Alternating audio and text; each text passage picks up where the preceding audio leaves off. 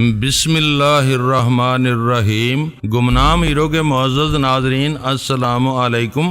دوستو لائک ضرور کر دیا کریں، شکریہ۔ آئیے چلتے ہیں کہانی کی طرف۔ پچھلی گلی اس وقت بھی تقریباً سنسان پڑی ہوئی تھی۔ راستے میں دو بچے اپنی سائیکل کی اتری ہوئی چین چڑھانے میں مصروف نظر آئے۔ میں مسکرا کر ان کی طرف دیکھتا ہوا آگے نکل گیا۔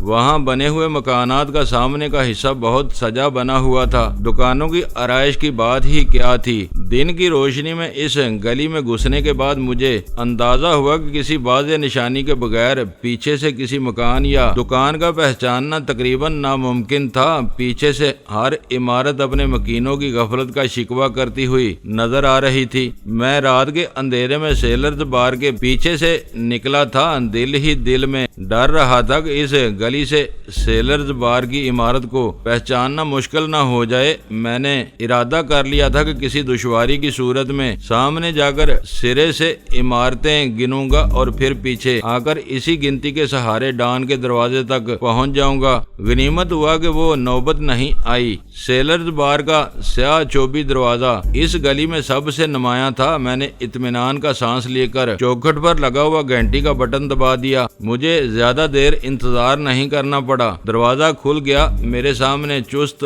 پھولدار کپڑوں میں ملبوس ایک دان پان سی لڑکی کھڑی ہوئی تھی۔ پچھلی رات وہ نیلی وردی پہنے بار کی میزیں وغیرہ درست کرتی پھر رہی تھی۔ میرا نام علی ہے، میں ڈان سے ملنے آیا ہوں، میں نے کہا۔ ٹھہرو، میں پوچھتی ہوں، مجھے جواب دے کر لڑکی دروازہ بند کر رہی تھی کہ اندر سے یا شاید اوپر سے ڈان کی دبانگ آواز آئی۔ وہ اپنی زبان میں لڑکی سے کچھ پوچھ رہا تھا۔ ان دونوں میں چند فکروں کا تبادلہ ہوا۔ دروازہ بند ہونے سے پہلے کھل گیا۔ لڑکی نے راہ دی اور میں اندر داخل ہو گیا۔ دروازہ بند ہوتے ہی سیلرز بار کی عقبی راہداری میں رات جیسا نیم اندھیرا پھیل گیا۔ اوپر آ جاؤ، ڈان کی آواز سنائی دی اور میں 24 زینوں پر بڑھ گیا۔ لڑکی نیچے رہ گئی۔ ڈان اوپر کا دروازہ کھولے میرا منتظر تھا۔ اس وقت وہ قمیض اور جینز کے بجائے سفید سلک کے پجامے اور گون میں ملبوس تھا۔ ڈان نے پرتپاک انداز میں مجھ سے ہاتھ ملا کر میرا دل خوش کر دیا۔ مجھے وہ عزت مل رہی تھی جس کا میں طلبگار تھا۔ ڈان دوستانہ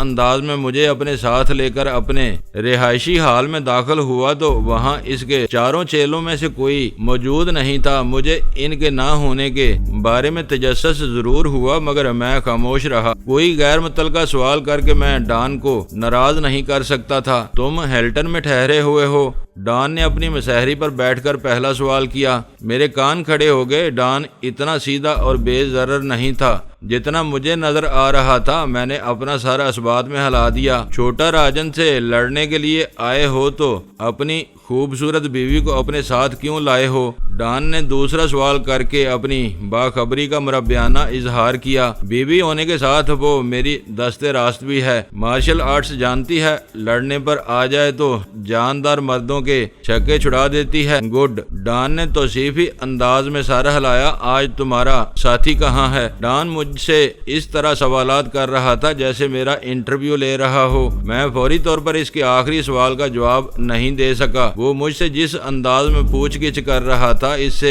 ظاہر ہو رہا تھا کہ پچھلی رات سیلرز بار سے واپسی پر ہمارا تعاقب کیا گیا تھا۔ ہمارا پیچھا کرنے والے کے لیے ہوٹل کے ریکارڈ سے یہ جاننا دشوار نہیں تھا کہ میں ہوٹل کے کس کمرے میں اور کس کے ساتھ ٹھہرا ہوا تھا۔ مجھے تشویش یہ تھی کہ کہیں بعد میں اسد کا بھی پیچھا نہ کیا گیا ہو۔ میں اس نتیجے پر پہنچا کہ اسد کی پیشانی پر اس کے محکمے کا نام درج نہیں تھا۔ وہ بینکاک میں واقعی ایک دفتر چلا رہا تھا۔ مجھے اس کے بارے میں جھوٹ بولنے کی کوئی ضرورت نہیں تھی۔ میں نے لمحہ بار توقف کے بعد کہا، وہ نوکری پر گیا ہوا ہے۔ یہ بتاؤ کہ تم کیا پلان لائے ہو؟ ڈان مزید کوئی سوال کرنے کے بجائے اصل موضوع کی طرف آ گیا۔ میں نے اسد کا دیا ہوا کاغذ اپنی جیب سے نکالا اور اپنی جگہ سے اٹھ کر ڈان کو پیش کر دیا۔ اس نے کاغذ کی تحریر پر ایک نظر ڈال کر پوچھا، ان کا کیا کرو گے؟ یہ سب مصروف تفریحی مقامات ہیں اور راجن کی ملکیت ہیں۔ میں ان 5 ٹھکانوں پر صبح سویرے بموں کے ساتھ دھماکے کرانا چاہتا ہوں تاکہ کوئی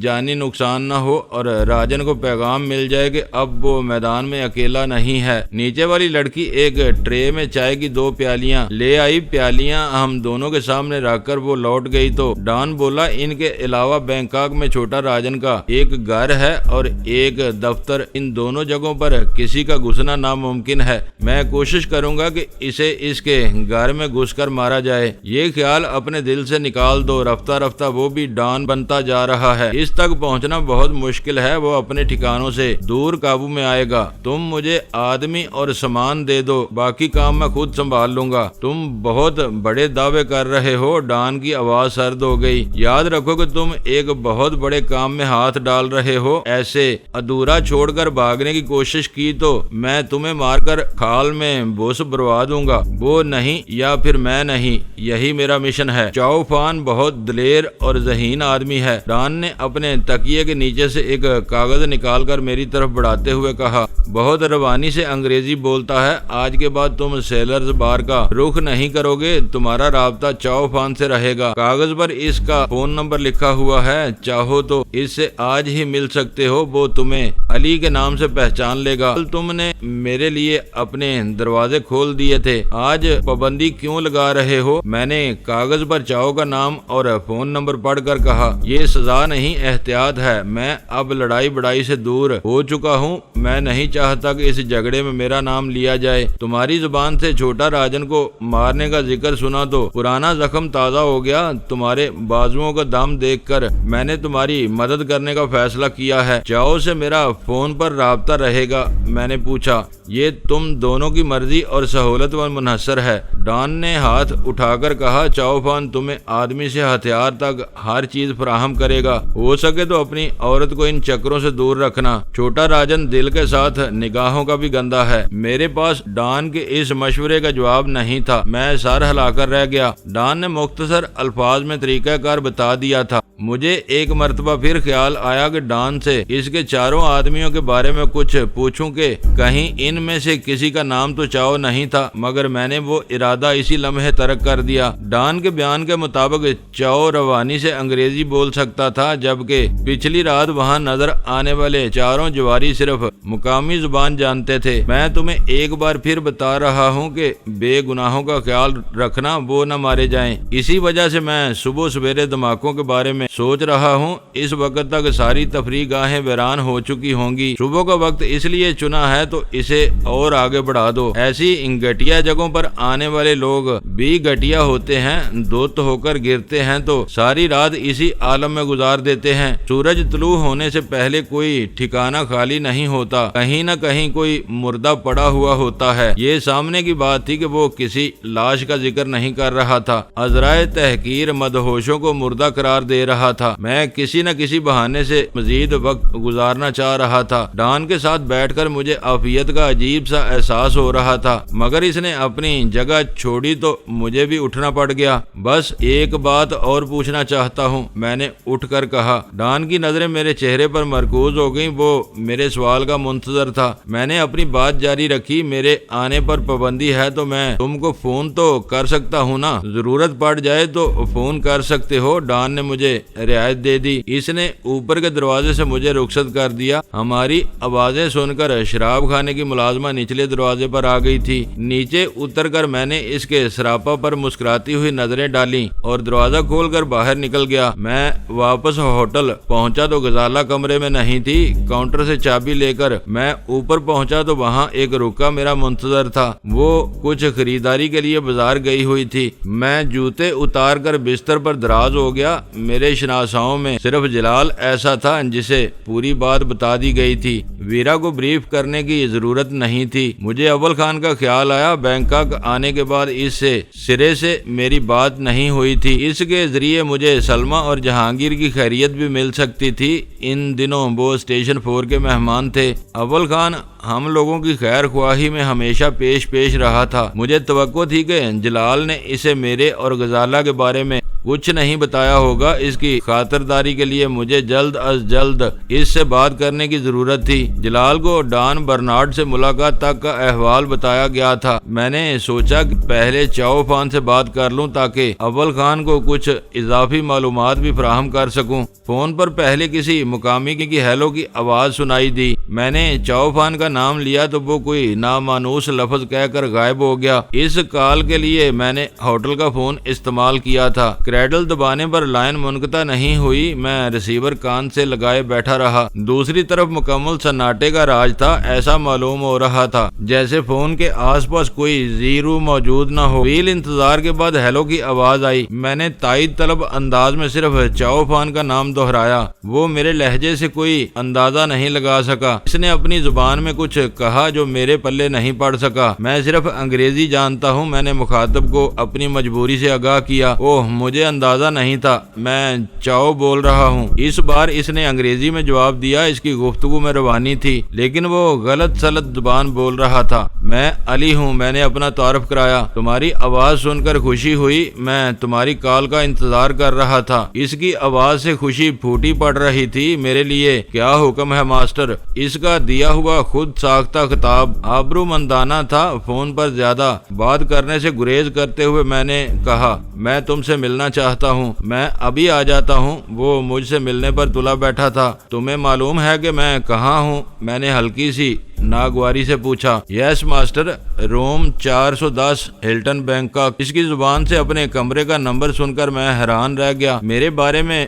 جملہ معلومات ڈان اور اس کے ساتھیوں میں پھیل چکی تھی۔ آ جاؤ، لابی سے فون کر کے اپنا نام بتا دینا۔ اوکے ماسٹر، یہ یاد رکھنا کہ شناخت کے لیے میرا نام صرف چاؤ ہوگا۔ میں 10 منٹ میں پہنچ رہا ہوں۔ ہم کسی پارک میں بیٹھیں گے۔ میں نے فون بند کر دیا۔ یہ اچھا تھا کہ اس نے خود ہی پارک میں بیٹھنے کی تجویز پیش کر دی تھی۔ آواز اور لب و لہجے سے وہ مجھے پسندیدہ آدمی نہیں لگتا تھا۔ وہ آتا تو میں اسے اپنے کمرے میں ہرگز نہ بٹھاتا۔ غزالہ غائب تھی، چاؤ آنے والا تھا۔ میں نے اپنے موبائل فون پر اول خان کے دفتر کا نمبر ملا لیا۔ میری خوش قسمتی سے وہ اپنے دفتر میں موجود تھا۔ میری آواز سن کر اس نے اپنی بے پایاں خوشی کا اظہار کیا۔ ادھر ادھر کی باتوں کے بعد اس نے بتایا کہ جہانگیر اسٹیشن 4 کے ایک آرام دہ کمرے میں پڑا گھبرا گیا تھا اور اپنے گھر جانے کے لیے زور لگا رہا تھا۔ میری دانست میں خطرات ٹل چکے تھے۔ کل رات صبراج یہاں آ گیا ہے، وہ ضد کر رہا ہے تو اسے گھر جانے دو۔ میں نے کہا، تم وہاں بھی چین سے نہیں بیٹھے، اسی کے کھوج میں لگے ہوئے ہو۔ یہاں باخبر رہنا میری مجبوری ہے۔ راجن بھی میری نگاہوں میں آنے والا ہے۔ ان لوگوں کو ان کے حال پر چھوڑ دو، 1-2 ہفتوں کے لیے آرام کرو۔ اس نے اپنائیت سے مشورہ دیا۔ اللہ کا شکر ادا کرو کہ تم یہاں سے بر وقت نکل گئے۔ تمہارے دشمنوں نے ایک بار پھر اشتہار بازی کا سلسلہ شروع کر دیا ہے۔ مجھے معلوم ہے کل فون پر رومنگ کھلنے کے بعد 2 مرتبہ جلال کا فون آیا تھا۔ اس سے پتا چلا کہ تم نے اپنا فون ویرا کو دے دیا تھا۔ اب نیا نمبر کیا ہے؟ اول خان نے اپنا نیا موبائل نمبر نوٹ کرا دیا۔ اس کے پاس وہی خبریں تھیں جو مجھے جلال سے معلوم ہو چکی تھیں۔ ان میں کوئی نئی بات نہ ہونے کے باوجود میں اس کے تبصروں میں گہری دلچسپی کا مظاہرہ کرتا رہا۔ دوران گفتگو اس کا بھی سارا زور اسی نقطے پر تھا جس کا ذکر جلال کر چکا تھا۔ مجھے تحفظ فراہم کرنے کے لیے پاکستان سے باہر بھیجا گیا تھا۔ اجلت میں دشمنوں کا پیچھا کرنے کے بجائے مجھے کچھ دنوں کے لیے خاموش ہو کر بیٹھ جانا چاہیے تھا۔ وہ کراچی میں بیٹھ کر مجھے کچھ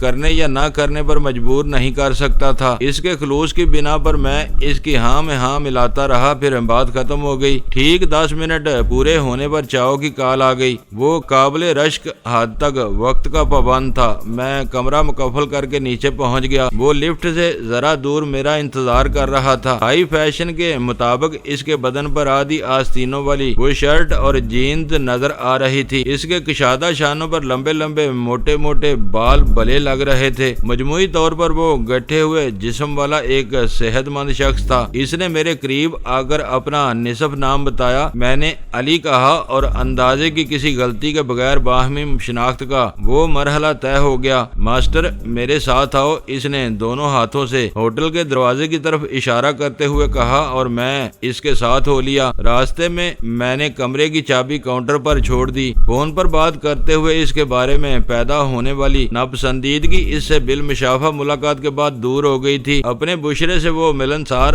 اور وفادار نظر آ رہا تھا۔ ہوٹل کے پورچ میں اس کی کالی ایکارڈ ایک کنارے سے لگی کھڑی ہوئی تھی۔ مجھے خوشی ہوئی کہ وہ بینکاک کا کوئی ٹٹ پونجیا بدماش نہیں تھا، رہنے سہنے کا ڈھنگ جانتا تھا۔ ہوٹل سے نکل کر اس کی گاڑی تک آتے ہوئے میں نے محسوس کیا کہ باہر کا موسم گرم ہونا شروع ہو گیا تھا۔ گاڑی ٹھنڈی تھی۔ اس کے حرکت میں آتے ہی چاؤ نے ایئر کنڈیشنر چلا دیا تھا۔ کسی پارک میں بیٹھنے کی بجائے ہم گاڑی میں بات کر سکتے ہیں۔ گاڑی کسی ویران سڑک پر لے لو۔ ہوٹل کی حدود سے نکل آنے پر میں نے کہا، ماسٹر تم نے میرے دل کی بات کہہ دی، آج واقعی گرمی ہے۔ اس نے میری تائید کی، پھر کہا، تم آج 5 گملوں میں پھول کھلانا چاہتے ہو۔ اس کی وہ پہیلی میرے سر سے گزر گئی۔ میں تمہاری بات نہیں سمجھ سکا۔ ماسٹر یہ بینکاک ہے، یہاں دیواروں کے بھی کان ہوتے ہیں۔ 5 گملے راجن کے ہیں، 3 کلب اور 2 کسینو۔ بم پھٹتا ہے تو باہر بارود کا پھول بنتا ہے۔ فون پر ہم ان اشاروں میں بات کریں گے اور کبھی ڈان کا نام نہیں لیں گے۔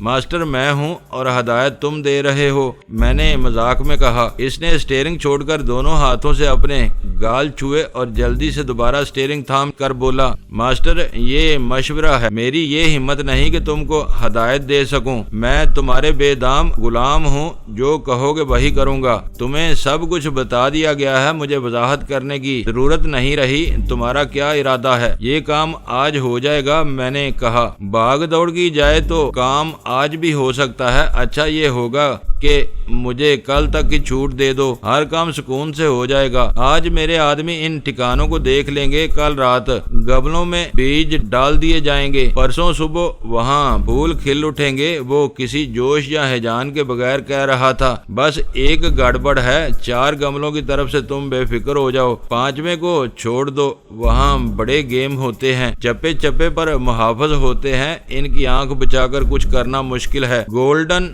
ڈریگن کی بات کر رہے ہو؟ میں نے پوچھا۔ تم کو ہر بات معلوم ہے، اسے میری لسٹ سے نکال دو۔ تمہارے لیے مشکل ہے تو اسے میں خود دیکھ لوں گا۔ ماسٹر جو کام میرے لیے مشکل ہے وہ تمہارے لیے بھی مشکل ہوگا، اس نے مجھے سمجھانے کی کوشش کرتے ہوئے زور دے کر کہا۔ سب ہلکی قوت کے آتش گیر بم ہوں گے تاکہ ان کے پھٹنے سے زیادہ تباہی نہ ہو۔ میں نے اس کی بات سنی انسنی کر کے کہا، ہر جگہ ایک بم رکھا جائے گا، 2 ٹائم بم مجھے دے دو۔ گولڈن ڈریگن کے لیے؟ اس نے بے بسی سے پوچھا۔ ہاں میرا بس چلے تو میں وائٹ ہاک کو بھی نہ چھوڑوں۔ شہر کے ہر ٹھکانے پر کچھ نہ کچھ ہونا ضروری ہے، یہ میری انا کا مسئلہ ہے، اسے میں خود سنبھال لوں گا۔ باقی 4 ٹھکانوں کی ذمہ داری تمہاری ہے، جو کہا ہے وہ ہو جانا چاہیے۔ اور وقت کے لیے کیا کہتے ہو؟ اس نے بے جان آواز میں سوال کیا۔ آج کا دن لے لو اور اس وقت مجھے دور سے گولڈن ڈریگن دکھا دو۔ وہ منہ سے کچھ نہیں بولا، سر ہلا کر رہ گیا۔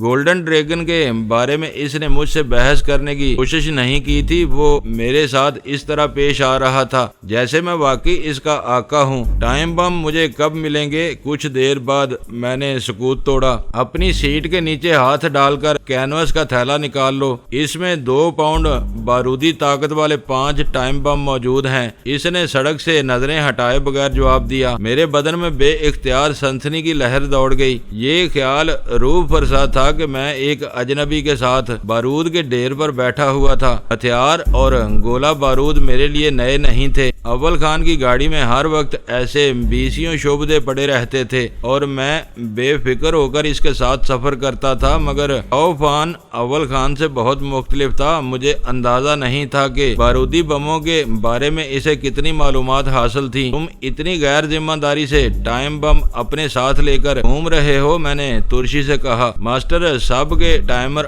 آف ہیں، وہ خود سے آن نہیں ہو سکتے۔ اس نے مدافعانہ لہجے میں وضاحت کی، میں تیاری کے ساتھ 5 ٹائم بم لے کر نکلا تھا، اگر تم 1 دن کی مہلت دینے پر راضی نہ ہوتے تو مجھے اسی وقت سے کام شروع کرنا ہوتا، بم اپنے آدمیوں کے حوالے کر کے انہیں بریف کرنا ہوتا، ان کے ٹائمر صرف 12 گھنٹے کے ہیں، صبح کے دھماکے کے لیے انہیں رات گئے آن کرنا ضروری ہے، کوئی آدمی وقت سے پہلے ٹائمر آن کر دے تو خود دھماکے سے اڑ سکتا ہے، یہ باتیں مجھے معلوم ہیں، انہیں دہرانے کی ضرورت نہیں۔ میں نے اس کی بات کاٹ کر اسے خاموش کر دیا۔ سیٹ کے نیچے ہاتھ ڈال کر میں نے وزنی تھیلا نکالا، پائیدان میں اس کی زپ کھولی اور سیاہ پلاسٹک کی ایک وزنی ڈبیا باہر نکال لی۔ وہ خاصے قیمتی بم تھے، ان کے پچھلے حصے پر گول اور شفاف پلاسٹک کے نیچے سرخ اور سیاہ رنگ کی 2 گنڈیاں لگی ہوئی تھی۔ سیاہ بٹن وقت کے تعین کے لیے تھا، سرخ بٹن سے ٹائمر کو آن کیا جا سکتا تھا۔ اس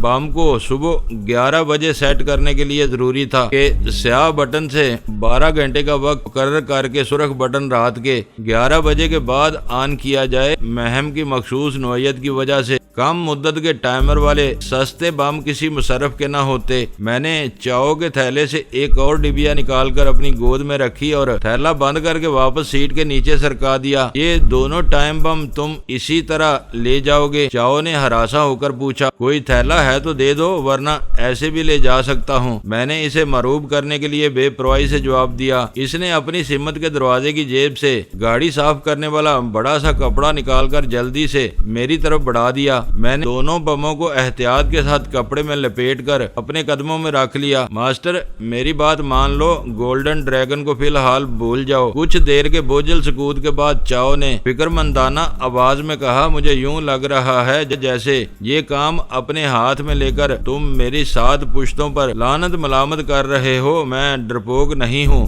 وہاں موجود خطرات نے میرا حوصلہ پست کیا ہے، وہاں ایک آدمی پکڑا گیا تو سارا کھیل خراب ہو جائے گا، تم اس بارے میں خاموش رہو تو زیادہ بہتر ہوگا۔ میں نے نرمی سے جواب دیا، مجھے خود کشی کا شوق نہیں ہے، بہت زیادہ خطرہ نظر آیا تو میں خاموشی سے لوٹ آؤں گا۔ وہ خاموش ہو گیا، لیکن اس کے چہرے پر فکر مندی کی علامات واضح تھیں۔ چاؤ کی گاڑی بینکاک کی غیر معروف سڑکوں کو چھوڑ کر دوبارہ مصروف علاقے میں داخل ہو رہی تھی۔ مجھے امید تھی کہ چاؤ کو گولڈن ڈریگن کی طرف سے نکلنا یاد ہوگا۔ کچھ دیر بعد ہم شہر کے تفریحی علاقے سے گزر رہے تھے، جہاں عمارتوں پر بڑے بڑے نیون سائن لگے ہوئے۔ اس وقت ان عمارتوں پر ویرانی کا راج تھا، لیکن قرب و جوار میں انسانوں کی خاصی ریل پیل تھی۔ لوگوں کو ایک دوسرے سے کوئی سروکار نہیں تھا، سب اپنی دھن میں چلے جا رہے تھے۔ ماسٹر آگے بائیں ہاتھ پر 5واں گملہ آئے گا، چاؤ نے مجھے آگاہ کیا۔ میں وہاں سے گاڑی سست رفتاری سے گزاروں گا،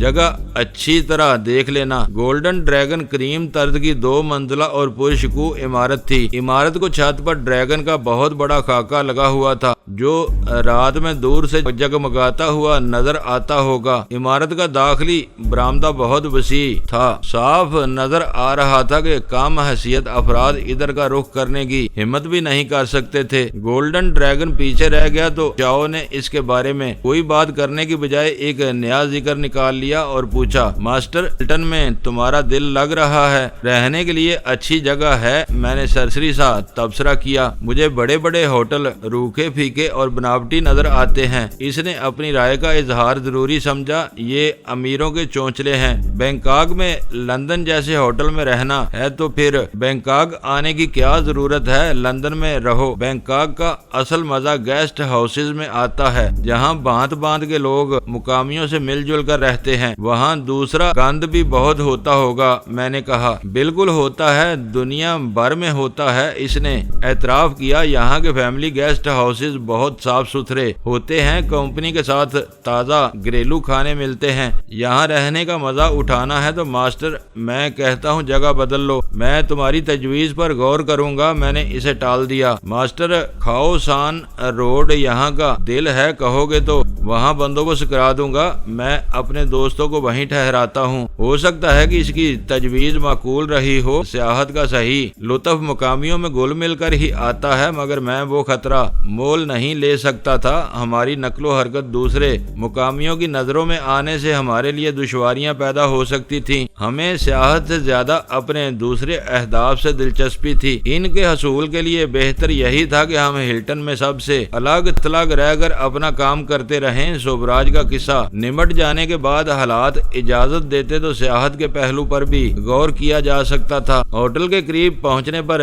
चाओ ने मुझे अपना फोन नंबर लिखवाते हुए वादा किया कि वो रात को फोन पर मुझे अपनी कारकर्दगी की रिपोर्ट देगा। इस वक्त हम अगले दिन के लिए कुछ तय कर सकते थे। होटल के पोर्च में इसकी गाड़ी से उतरते ही गर्म हवा के झोंकों ने मेरा इस्तकबाल किया। मैं टाइम बमों वाले पैकेट को संभाल कर तेजी से होटल में घुस गया। चेक इन काउंटर के पीछे दीवार पर अवेजा कीबोर्ड पर कमरा नंबर 410 की जगह खाली थी। गजाला यकीनी तौर पर कमरे में वापस आ चुकी थी। गजाला मेरे इंतजार में परेशान और मुतफक्कर थी। मेरे पहुंचते ही इसने शिकायती सवालात की भरमार कर दी। मैं इससे बचता हुआ ड्रेसिंग टेबल की तरफ गया और कपड़े में लिपटे हुए टाइम बम एहतियात से वहां रख दिए। आप ये क्या उठा लाए? पैकेट को देखकर गजाला अपने सारे शिकवे भूल गई। चाओ फान के दिए हुए टाइम बम हैं जो कल गोल्डन ड्रैगन में पहुंचाने हैं। मैंने मुसहरी पर गिरकर हंसते हुए जवाब दिया। चाओ फान कौन है? आप तो डॉन बर्नार्ड से मिलने गए थे। मुझे याद आया कि असद के साथ होटल से रवाना होने के बाद वो गजाला से मेरी पहली मुलाकात थी। मैं वापस आया तो वो बाहर निकली हुई थी। मैंने इसे इब्तदा से सब कुछ बताना शुरू किया। अपनी टोली से बिछड़ जाने के बाद वही मेरी हमदम और हमसाज रह गई थी। हर किस्म के बुरे भले मशवरे भी इसी से मिल सकते थे और हालात से वाकिफ रहना इसका हक भी था। मेरी रुदाद इसके लिए दिलचस्प साबित हुई, लेकिन इसे इस बात का रांझ था कि मैं अपने लिए गोल्डन ड्रैगन की एक जिम्मेदारी समेट लाया था। जब तक ये हम यहाँ रहेंगे मेरी जान सूली पर टंगी रहेगी। गजाला बोली, इन्हें कल इस्तेमाल करना था तो आज यहाँ लाने की क्या जरूरत थी? मजबूरी थी। चाओ ये माल गाड़ी में लेकर आया था। मैंने बताया अगर इनको गिराया न जाए तो ये मौजूदा हालत में बिल्कुल बेजरर हैं। यहाँ आप दोनों बम ले आए। कराची में होते तो इन बमों की वजह से होटल के गेट पर ही दार लिए गए होते। आपने बहुत खतरनाक काम किया है। कराची में ऐसा होना वाकई नामुमकिन था। शहर में बैरूनी कुव्वतों की दिन ब दिन बढ़ती हुई चीरा दस्तियों की वजह से हर अहम इमारत में सिक्योरिटी के ऐसे फुल प्रूफ इंतजामात किए गए थे कि किसी बारूदी या मुश्तबा चीज के साथ इन इमारत में दाखिला नामुमकिन होकर रह गया था। बैंकॉक में हालात इतने खराब नहीं थे। मुझे इसका फायदा मिल गया था। मैं कहती हूँ कि आप अब भी ये बम चाओ को लौटा दें। जब वो आपको वहां जाने से खुद रोक रहा है तो आप इस काम पर क्यों मुसर हैं? राजन के 4 ठिकानों पर होने वाले धमाके इसे हवास बाख्ता करने के लिए काफी होंगे। इस बारे में मजीद बहस बेसूद है। मैं फैसला कर चुका हूँ। इसे तब्दील करना नामुमकिन है। मैं कल वहाँ जरूर जाऊँगा, ये मेरा वादा है। वहाँ कोई मौका मुयसर न हुआ तो ये दोनों बम हमारे साथ वापस आ जाएंगे। गजाला को मेरे मिजाज का बखूबी अंदाजा था। इसने वो बात वहीं खत्म कर दी। दोस्तों वीडियो को लाइक जरूर कर दिया करें। ISI पाक आर्मी जिंदाबाद, पाकिस्तान पाइंदाबाद। मुअज़्ज़ज़ नाज़रीन, अपना ख्याल रखिएगा और अपने इस चैनल का भी शुक्रिया।